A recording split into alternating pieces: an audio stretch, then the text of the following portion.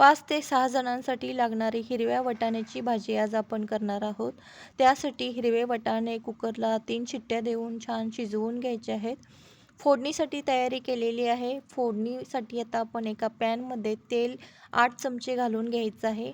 हे तेल गरम झाल्यानंतर यामध्ये मोहरी 1 चमचा घालायची आहे।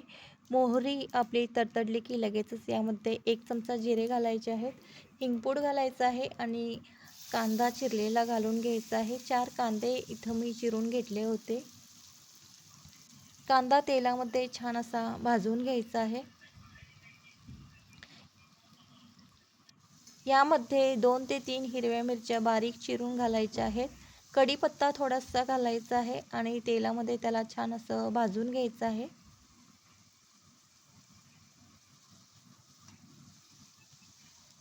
या फोडणीमध्ये थोडेसे आले आपण किसून घालायचे आहे।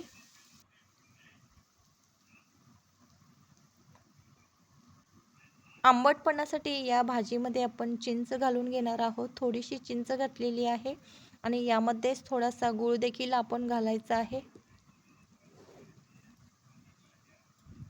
हळद अर्धा चमचा आपल्याला यामध्ये घालून घ्यायची आहे आणि चवीनुसार मीठ देखील आपण घालूया।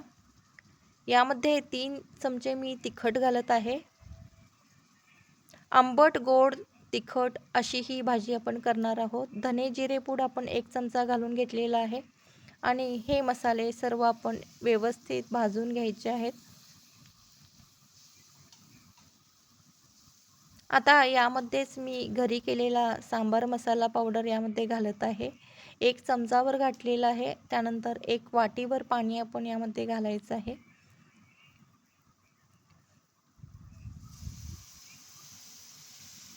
पाणी छान उकळल्यानंतर यामध्ये शिजवलेले वाटाणे आपण घालायचे आहेत। शिजवलेले हिरवे वाटाणे आपण घालून घेतलेले आहेत। एक 5 मिनिटं हे व्यवस्थित झाकून ठेवायचं आहे। छान अशी याला एक वाफ याची घ्यायची आहे। आता ही हिरव्या वाटाण्याची भाजी आपली तयार झालेली आहे। अशा पद्धतीनं हिरव्या वाटाण्याची भाजी तुम्ही नक्की करून पहा। धन्यवाद।